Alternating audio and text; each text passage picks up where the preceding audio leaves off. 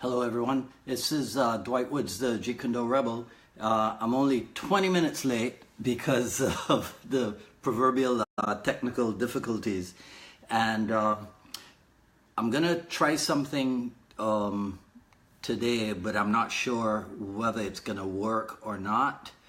I really do owe it to you guys to get more technically proficient with this stuff. But what I'm going to try to do is a screen share so that you don't have to be watching this face all of the time that we're on this afternoon. And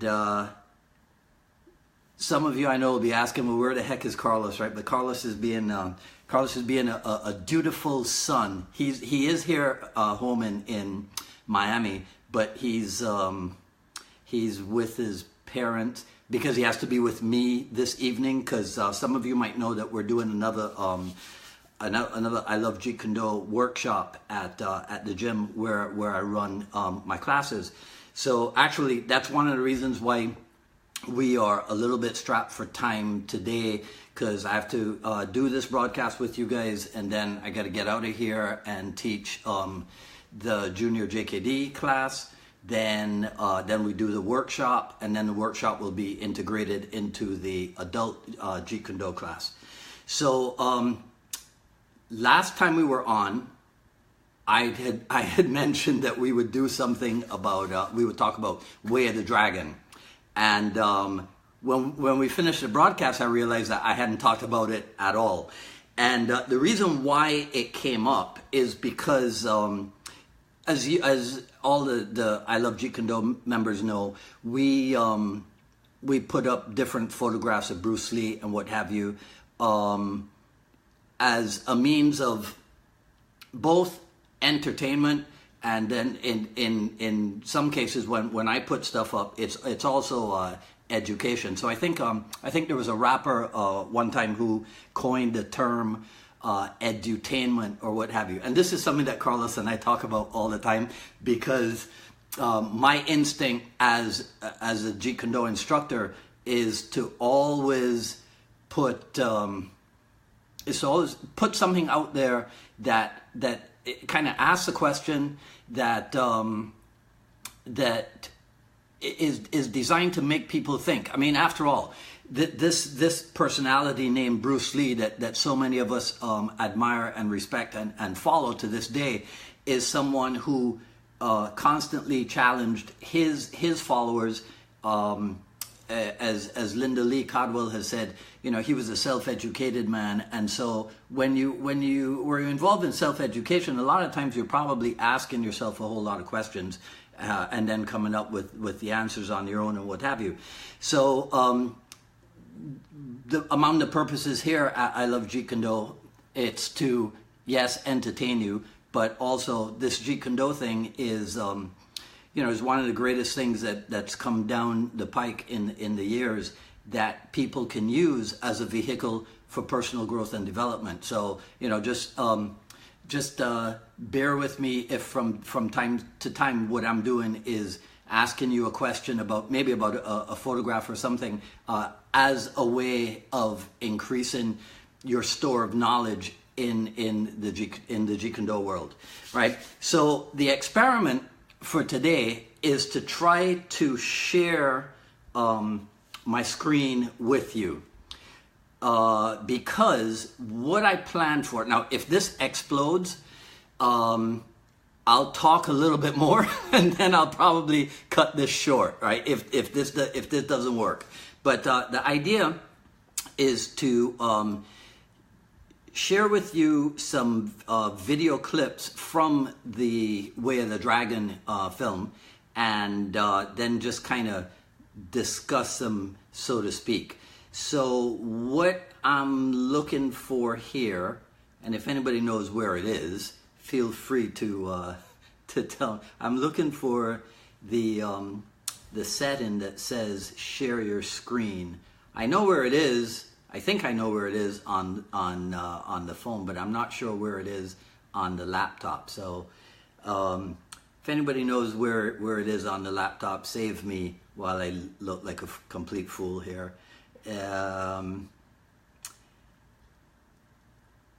I really should have looked this up before. Carlos, do you know where to find it on the, because I know Carlos is watching, do you know where to find the share the screen button? Just type it into the comments or something. I should be able to see it. Or Harold, if you know where it is, because my old student minister Harold Hankerson, I think he's watching also.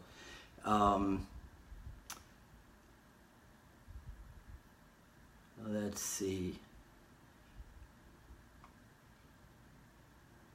Nope, I don't see it here. I apologize. I really should have checked this before we did this. Hey Cameron, how you doing? Well, while I talk, if anybody comes online and you know how to, as a matter of fact, let me just type this in here. And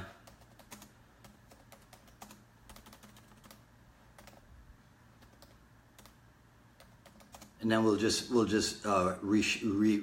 this later this week. Or Harold says it's not on the laptop. So if it's not on the laptop, then I guess that's pretty much it. All right, so we'll talk about it then. Let's do this. This is going to be tough, except for those who have active imaginations. But one reason why this whole thing came about was because I have a tremendous collection of Jeet Kune photographs, and there was a photo project that I was working on, and I just kept seeing how much work went into, let's say, for example, Enter the Dragon, right? Okay, although that's not what we're talking about. We're talking about Way of the Dragon. But as I was looking through these photographs from the different films, I realized that, and I remembered and realized that Way of the Dragon, Bruce Lee was a producer on that, co-produced it with Raymond Chow. He was the screenwriter for it. He was also the director, and he was the male lead, and he was the fight choreographer. So that's 5 things, right, that Bruce Lee was responsible for in the production of Way of the Dragon. Well, I mean, I know what's his name? What's his name? Clint Eastwood, for example. Clint Eastwood is an actor who has gone behind the camera and done his work there. But then I think he has done a couple of films where he's both behind the camera and in front of the camera. But Bruce Lee played 5 roles in Way of the Dragon. And yeah, I agree with you, Carlos. That makes him quite the entrepreneur, right? So I'm really annoyed that I didn't know that you couldn't share from the laptop. I tell you, I'm so old school. I still believe in my laptop more than I believe in my phone. All right, but we'll work through this, and I might have a workaround for it. Okay, so so we were talking about the 5 roles that Bruce Lee played in Way of the Dragon. Now, for those of you who can remember, the storyline is he's the proverbial Chinese country bumpkin who comes to the big city, but it's not even like somebody from the country in China comes to the big city in China, right? This is a guy who comes from China all the way over to Italy, right, to help out some of his family members who are running afoul of the hoodlum element in Rome. So, and this, I believe, somebody can research this for me and tell me whether or not I'm right. I believe this was the first Chinese kung fu film that was moved to a foreign country, right? And filmed partially in a foreign country. So that in and of itself a remarkable endeavor. And this is what, 1971 or 72. So we've got a Chinese movie company making its way over to Italy to film a kung fu film, right? I don't think that had been done before, right? So there's, depending on which version of the movie you've seen, there's an extended sequence when he gets off the plane and he's waiting for them to come pick him up, and then but nobody comes to pick him up, so then he's hungry, so he goes to the restaurant, and then there are a few incidents that occur inside the restaurant. And my understanding is that what Bruce Lee was attempting to indicate there is a number of things. One, there was the whole stranger in a foreign land element, but then it was also simultaneously trying to show that even though people on the externalities are different, right? Everybody gets hungry, everybody's got to eat, right? And then he tried to make fun of the language barriers and all that kind of stuff. So some of it is a little bit hokey. I mean, if you're watching that movie now, that's a movie that was filmed over 40 years ago, maybe even 45 years ago. So it's not going to be the most exciting thing for us. Right? But if you can put yourself in the mindset of somebody watching this in the 1970s, right? Some of you weren't around, so you might not be able to do that. Then there are people like me, older than dust, who right? So there are those scenes, and then they pick him up, and then everything starts to build from there on, because we know that he's going to fight, right?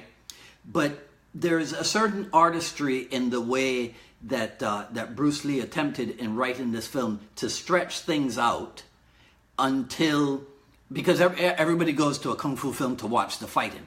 So, but there's a certain artistry in the way that he stretches things out before there's any kind of a kung fu action.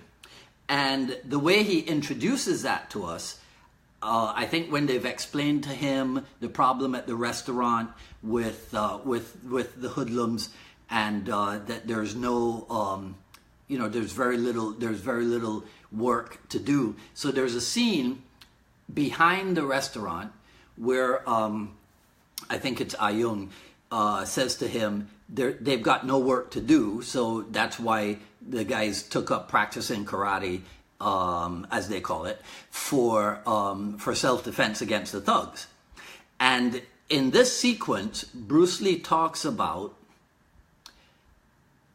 it's really cool, because this is where he is able to impart both kung fu teachings, the physical aspects, but also, let's call it the philosophical aspects of, and his approach to martial art.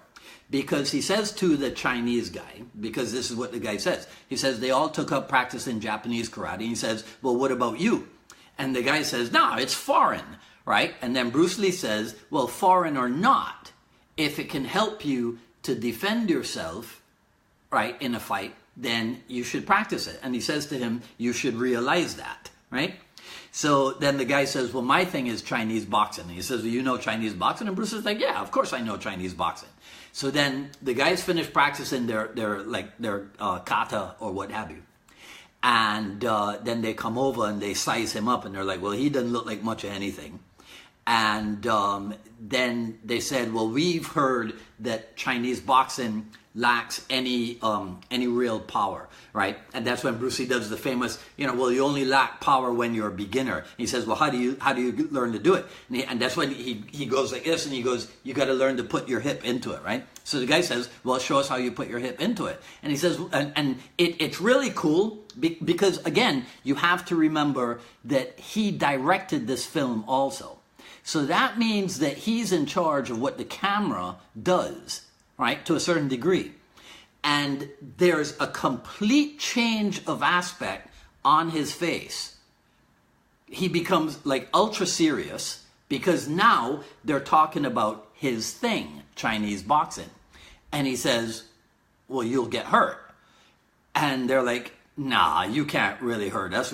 And then the guy says, what does he say? They're all wearing at least some kind of protective padding, right? Okay, but I think that's like a mistranslation or whatever from the Mandarin or the Cantonese that it might have been filmed in, because they're not wearing any padding. But what they do have is like they have one of the old air air tube kick shields, and then they have the football forearm shield, and then what's the other? Then they have a little square target, right? So so then they go, and he's like, okay, so he'll show him some stuff. So then he forearm smashes the guy with the shield, and then he kind of does a little back fist on the square target, and then I think the camera zooms in, and you see that thing come over his face again. And then he stops the action because the uncle character, the chef at the restaurant, comes out and he says, whoa, whoa, whoa, whoa, we got customers, right? So here there was the build-up, and now everybody's like, yeah, now we're going to get to see some action, and then that proverbial rug is pulled out from under us. So now we're caught up, right? And if those of you who are hearing this, whether you're watching it live or if when you see this, you'll understand that as a technique that's used in multiple industries, right? But if anybody is like if you're writing a novel, that's a technique that you'll use. If you're writing, let's say a sales letter, right? If you're writing some kind of advertisement or what have you, there is that idea of the build-up, and then there's the expected, what do you call it? The expected reward. But then the technique is to keep you in suspended animation, because that reward that you thought you were going to get, now we take it away from you. So now you're gonna be even more invested in watching the movie, right? So okay, so I'm talking a lot. Oh, and by the way, I'll tangent off on this. I posted earlier. Hey Kevin, how you doing? Kevin Seaman's on. I posted earlier this morning 2 pictures, kind of in preparation for what we're doing now. 2 pictures from Way of the Dragon. And I asked a question about them, but again, of course, I may have posted them in like the incorrect section of the I Love Jeet Kune page. So if Carlos, if you can take a look at that and see if I need to move it from one section to the other, but it's a thing about 2 pictures. Anyhow, so back to Way of the Dragon. So now the first actual action scene, if I have this in chronological order, is when the thugs show up, and this is the one with the black guy with the famous Chinese spare ribs, right, where he lifts the guy's elbow up and then he smashes him in the ribs. So then they end up in the backyard again, and then Unicorn Chan, who some of you probably know in real life was one of Bruce Lee's good friends, childhood friends, right? He's the one who goes to fight the big fat Italian guy, and the big fat Italian guy just lays him out with a right cross, wham. So then the second Chinese guy moves in, and that's when Bruce Lee sticks his arm out, and it's all classic, and the music is great and what have you.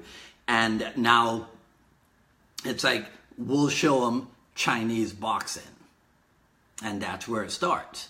And then there's the spectacular. And I think we've talked about this on the broadcast before. But what's interesting about this is that here's what Bruce Lee does, right? Now we all know that Bruce Lee was, for lack of a different expression, non-classical. I was going to say anti, but I don't want to say that, right? Non-classical and non-traditional. However, for some reason, in this particular sequence, and again, maybe it's just a translation thing, he does a fancy almost like a kata thing, like maybe something from Tam Toi, right? Springing leg exercise or what have you. And then he's got a really flowery stance where he does the, thing with the palm. And then the fat guy comes up, and then he hook kicks him in the back, right? And then he calls it movement number 4, dragon seeks its path, right? And then he does the spin and reverse hook. Now that's the thing. I don't know how many times I've watched that. It's like the Pak Sao Gua Choi, right? Pak Da Gua Choi in Enter the Dragon against Bob Wall. You can watch it as many times as you want to watch it. You can slow it down and you still probably are not going to see what the heck happens. So when he does this spin and reverse hook, I've watched it in slow motion and I swear he really did kick that guy on the side of the head. He had to. I mean, there's dust that flies and everything, but maybe that's just a cinematic trick that I don't know anything about. Anyhow, it's a fantastic kick, fantastic action scene, and that lays so it's like instant karma, right? Because the Italian guy just laid out the Chinese guy, and now 2 seconds later, a Chinese guy lays out the Italian guy. And then the black guy shows up. So they changed the music. So they've got the funky jazz hi-hat thing happening, right? And then the guy comes up and he's doing his best Muhammad Ali impersonation, right? And so he fires off the punch at Bruce Lee, and then Bruce Lee moves away. No, I think he moves this direction, right? He moves away from it. And then next thing you know, he comes up, wham, right? And does like a whip and jab or something over this guy's hand, right? And then grabs him and does like a front leg sweep, right? And then hits him on the ground, and that's it. That is how we roll. Yes, Harold. Right, so, except he was on the wrong end of the fight, man. Right? Okay, so then he sits on top of this guy, and then 2 guys move in, and he takes them out both with like leg trapping or foot trapping or what have you. It's not as sophisticated as something that we might see in today's choreography, but it is kind of ahead of its time, even for back in the early 70s, right? Okay, so then he does that. He throws them down, and then he does the side kick on the blonde cat. And this is another thing that some of you might when we're done here, we might you might just go take a look at it. But I swear to you, when he does the slide and kick on this guy, so this guy, if I remember it correctly, right? I'm scared now to do anything on the laptop in case I like break a connection or something. So I keep promising that one day I'll do post-production and stuff and insert video into it, but I think I will have to do it. Harold's making me laugh with his comments, right? I think I will have to do it for this, but when so somebody named Julian says the movie was pathetic. Yeah. Well, like they say, everybody's entitled to their opinion, right? So I'm sure Julian's got a good reason for having that opinion. So what I was trying to tell you, let me get this out, is that if you take a look at that sequence, when he slides and kicks this guy, his left foot lands right outside this guy's lead foot. So his rear foot lands right outside this guy's lead foot. And it is an incredible side kick. And then he does, I think it's like another reverse hook on the second guy. And then that fight scene's over. So now, everybody in the cinema, all the Chinese waiters and the female lead, Nora Mao, right, are now summarily impressed with the country bumpkin's ability, right? Because now he's kicking butt, right? So so now the story starts developing, and of course, there's got to be a romantic element, right? I mean, because after all, that's like a necessary part of life and what have you. So then there's scenes and sequences that depict how Nora Mao is starting to fall for him and what have you, right? Okay, but you can watch that on your own. We're more interested in the fighting stuff. So then the next fight scene is as in terms of what we're doing here, because I think there's other stuff that happens, is when actually this one I didn't review. All right, so let me see if I can remember. So there's that one. This is not a fight scene, but this is. So remember, I told you that the Unicorn Chan, he gets knocked out. So then there's a scene the next day where everybody's like, "You were so fast yesterday, we didn't see what you did." And then he's yeah. Let's see if the great master can do it again. All right. So now they go back. They go into the backyard again. And this is the one where Cedro Bruce does, from what the way I see it, it's a rear leg, right? It's a rear leg hook kick or a rear leg round kick. And this is another one of those things where I'm amazed at Bruce Lee's body mechanics, because when we started Muay Thai in the 1980s, if any of you out there have ever seen it, Kevin Seaman, if he's still watching, Kevin will know what I'm talking about. It's I'm pretty sure it's Ajahn Chai Surasute's 1982 Muay Thai instructional video, and that's where a whole bunch of us were introduced to the idea in Muay Thai. And Minister Harold will remember, and Carlos will remember, that this is something that I always made a point of teaching, is that if you're in left lead, when you do that right round kick, this left hand has this little circular motion to it.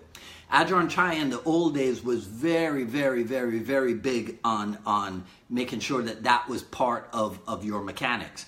Bruce Lee does almost identical the same thing.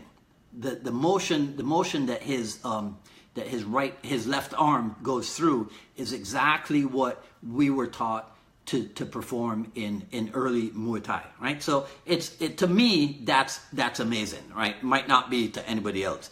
So he does the rear round kick on the first guy, and then he sets up for the lead side kick on the second guy. And that's the scene that everybody knows, because it's probably been watched, I don't know, hundreds of millions of times, right, over the year.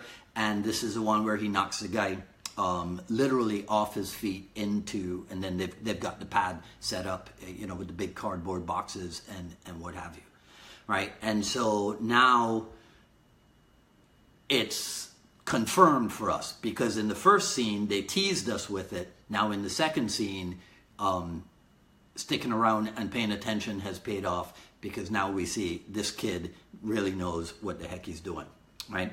Okay, so then the scene after that is when the Italian thugs come back, and that's when the nunchaku thing happens. But I didn't intend to talk about that one. What I wanted to do was to talk about the Chuck Norris fight scene, because that's the one, right, that everybody loves. And if I didn't talk about that one, you'd probably kill me, and we can't have that, because like I told you earlier, I got to get out of here as soon as possible and go teach classes and a workshop today, right? So the Chuck Norris fight scene, there's a whole build up to that, because they're in the Coliseum.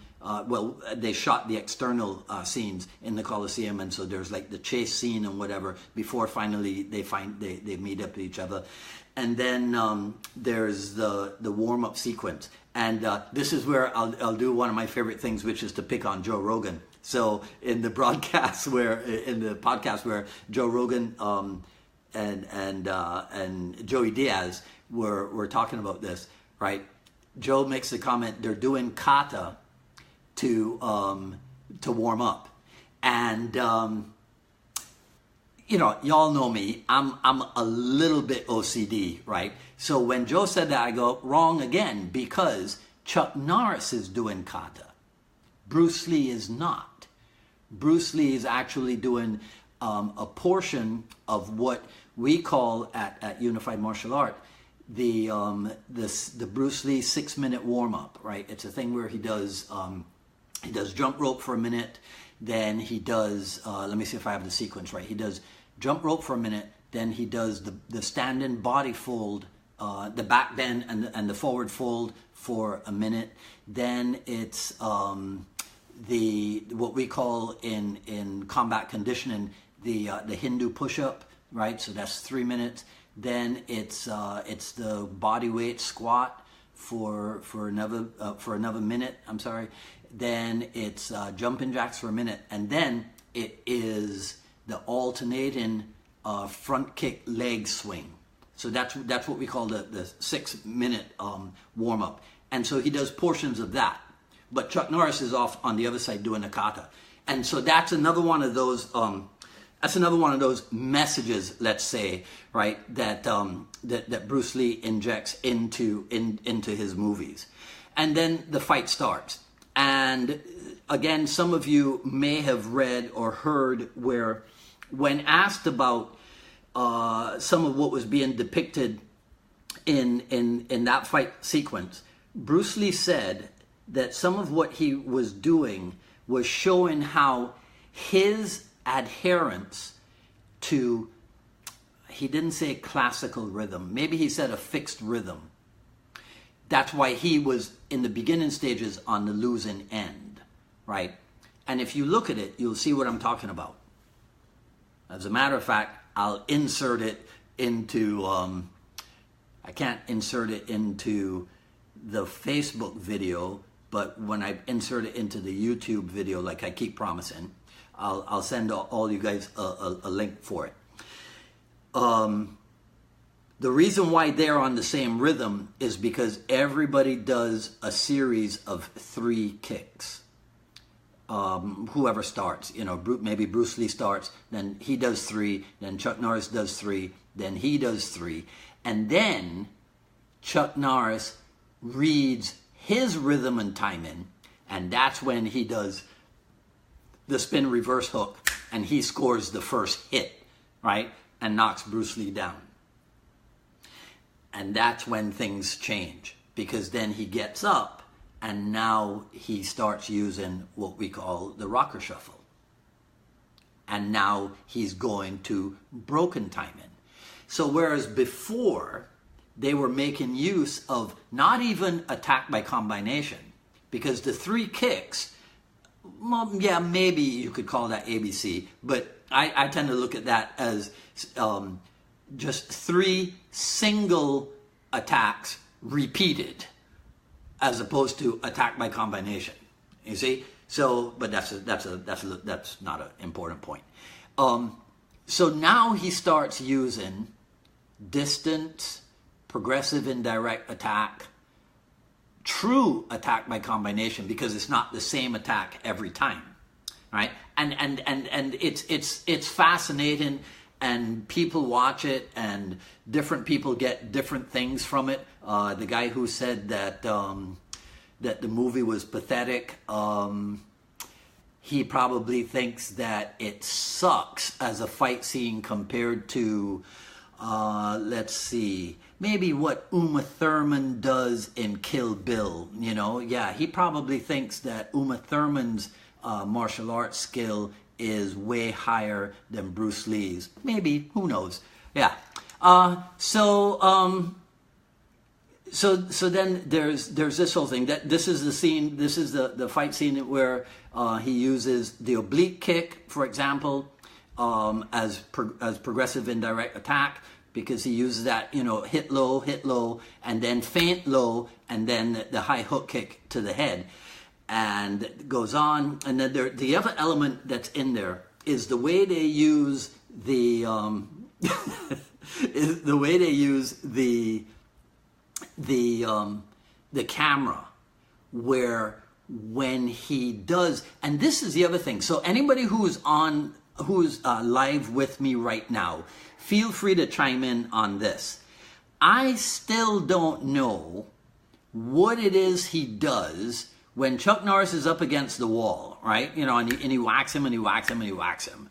And then Chuck Norris goes to hit, and then he hits him in the arm, right? Now, by Kali standards, it looks like it might be some kind of a gunting, right? Which is like the nerve destruction or what have you. But I can't swear to that. But he definitely does something to his arm. Or maybe it's a Wing Chun, you know, like, well, this is Toksao. So maybe it's a Wing Chun technique, or I don't know, right? If anybody does, you know, feel free to tell me, right? And a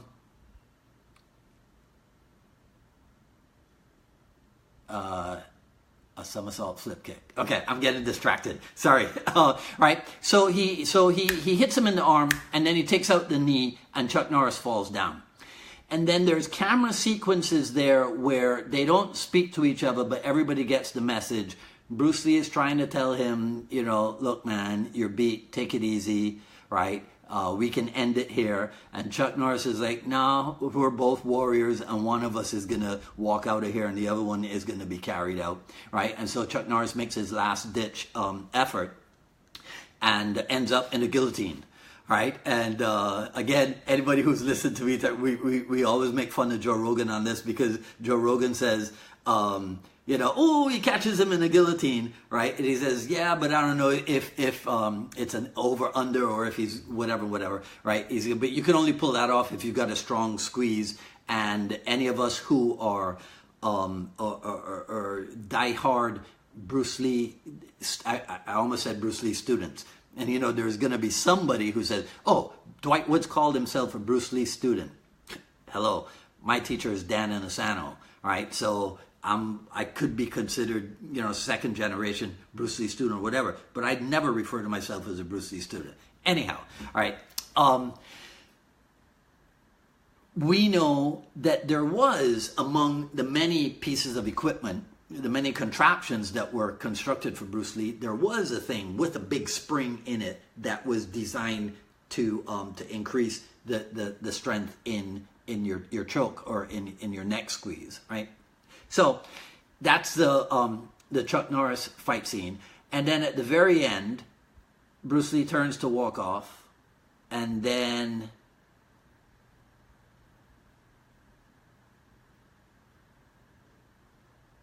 okay, all right. So I got two comments on what might have happened there. Okay, so thanks very much, Kurt and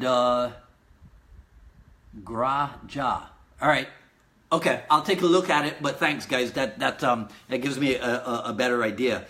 So yeah, so at this final end, Bruce Lee turns to walk away, and then out of respect, he goes back and he picks up Chuck Norris's gi top and his black belt, and he goes and he covers the body and he puts the belt on it, and then he yells out or something, and then the scene fades, right? So that's what I wanted to point out to people today. I don't know if I did a really good job of describing that or what have you. It would have been much better with the video sequences. We're gonna have to talk to Facebook about sharing screens. No, I'll have to talk to Facebook about sharing screens, because this is something that I'd love to do with you guys more and more often, which is to break down the philosophies of Jeet Kune that are evident right there in the movies that Bruce Lee delivered to us, even if you have to go looking for them, right? Because again, this is a thing that this Jeet Kune is a thing that we talk about it probably every week, and we'll continue to talk about it, of course, is that because Bruce Lee left us with a process and not a product. Hey, Sifu Nick, what's happening? How are you? Because Bruce Lee left us with a process and not a product.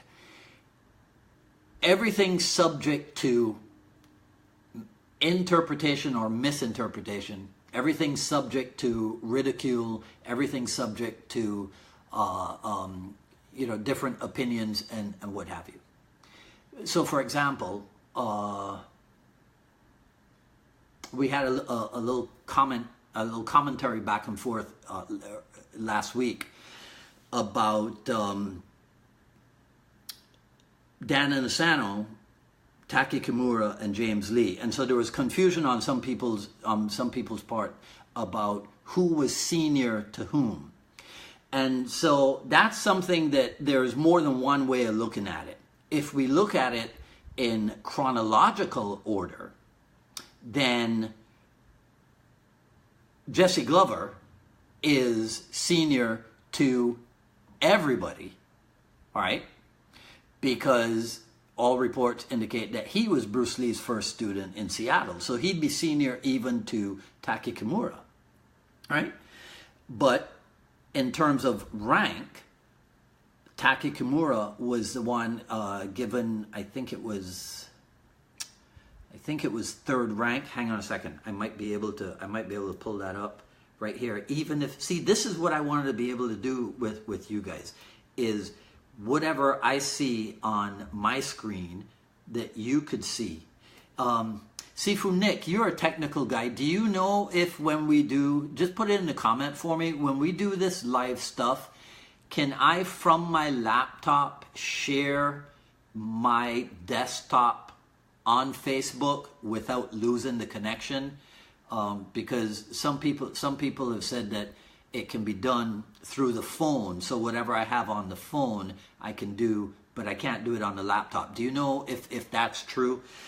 So what I'm looking at here is James Lee, not Taki Kimura's, but James Lee's certificate, dated, Bruce Lee might have written this the old British way like we used to. So this might be the 3rd of April in 1964. And James Lee was awarded third rank but his certificate is okay, got it, Sifu Nick, thanks much. His certificate is a Junfan Kung Fu Institute certificate, right? And that's important because I think Taki Kimura's certificate is also a Junfan Kung Fu Institute certificate. And so that is in terms of seniority then in Jeet Kune, then Dan Inosanto would outrank those two because Dan Inosanto was awarded certificates in Junfan Kung Fu, in the Tao of Chinese Kung Fu, and then also in Jeet Kune. Whereas James Lee and Taki Kimura, to the best of my knowledge, the best of my understanding, were not awarded certificates in Jeet Kune. And it didn't have anything to do with skill, necessarily skill level or what have you. It probably had to do, because Bruce Lee himself even remarked that that Dan Inosanto had less training than Taki Kimura and James Lee, but that he met him during what Cedar Bruce called the midst of his evolution.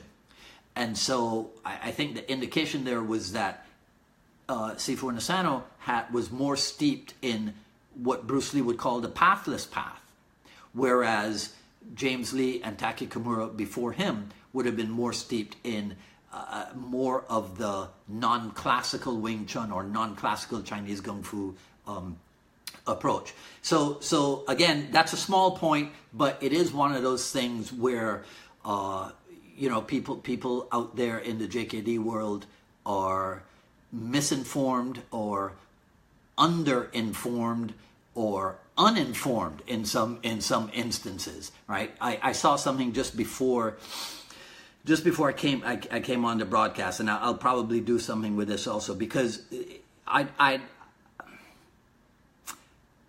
should I put this? Because I want to be politically correct, right? people who refer to themselves as JKD people, right? Especially if you are some kind of a certified instructor or what have you, then you should know better. And you shouldn't be out there saying, or this is just my personal opinion, right? You shouldn't be out there saying or doing the same thing, making the same mistakes that someone who is not deep into Jeet Kune makes. So in other words, and I'll put this up sometime later, there's a picture of Bruce Lee, an infamous, a pretty well-known picture of Bruce Lee, and it's touted as being the picture of Bruce Lee with his first Seattle student, Jesse Glover. Now I'm going to say something ridiculous, right? Now I know that all us black people look the same. I'm just kidding. I couldn't resist, right? But it's not Jesse Glover. It's now I'm going to embarrass myself. It's a guy named Joseph Hayes, and Joseph Hayes was one of the top Taekwondo competitors back in the day, and I believe the picture itself is something from one of the several Taekwondo tournaments that maybe Bruce Lee attended with, that was hosted by his good friend Grandmaster Jun Rhee. And so it's a picture of Joseph Hayes and Bruce Lee. And there are Jeet Kune people. This is what I saw before I came on the broadcast. There are Jeet Kune people out there who just take that off the internet and put it on Facebook in an effort to indicate to people that they know stuff about Jeet Kune, and it's dead wrong, right? And that's something that irritates the heck out of me. Don't say stuff and don't make claims about yourself and about Jeet Kune before you've done your research, right? It's something that I've learned from people that I follow in, we'll call it, other than martial arts, right? In other areas of human endeavor, okay? Anyhow, right? So, yeah, have evidence for claims that you make. If you don't know what you're talking about, have the courage to admit that you don't know what you're talking about and just tell people, look, I can't comment on that because I don't know for myself, and I haven't done the research, but check with me later and I'll get back to it. That's how I try to run everything that I do, right?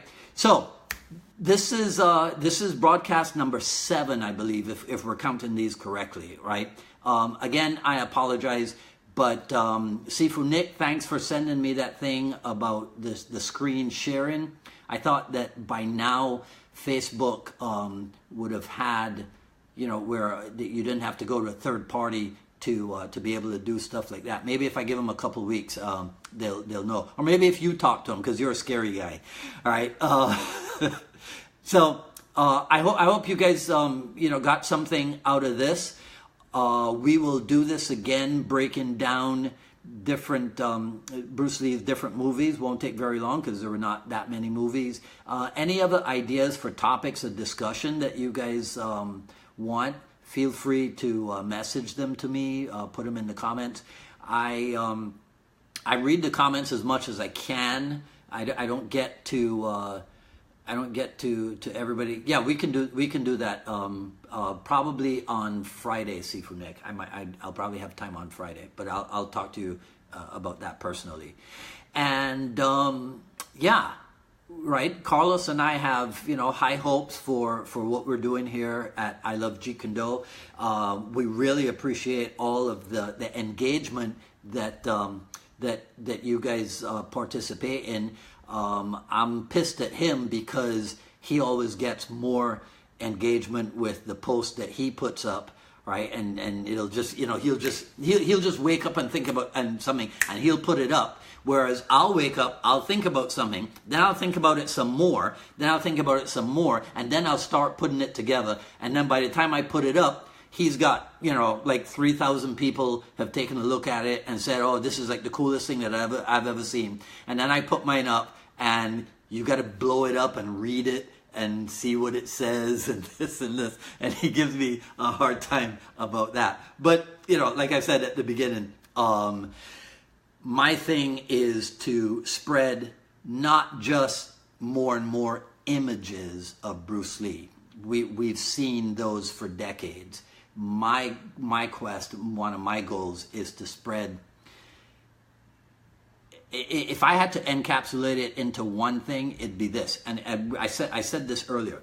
Linda Lee Codwell said that her husband was that her husband was a self-educated man. And if a self-educated man becomes the object of admiration and respect and honor for millions of people across the world, then that tells you that education, even if it is self-education, is probably one of the most important things. So as a Jeet Kune teacher, as a Jeet Kune instructor, that's always going to be part of what I'm trying to do, which is to increase people's knowledge about Bruce Lee and Jeet Kune, because in doing so, I help them to increase knowledge about themselves. So this is Dwight Woods, the Jeet Kune Rebel, signing off the I Love Jeet Kune broadcast. We will do this again next Wednesday. Carlos will probably be out of Miami by then, and maybe I can talk him into joining me on that one. Again, any suggestions, any ideas for what it is that you'd like us to discuss, you guys feel free to message that to me, and I'll see you in 7 days. Everybody take care.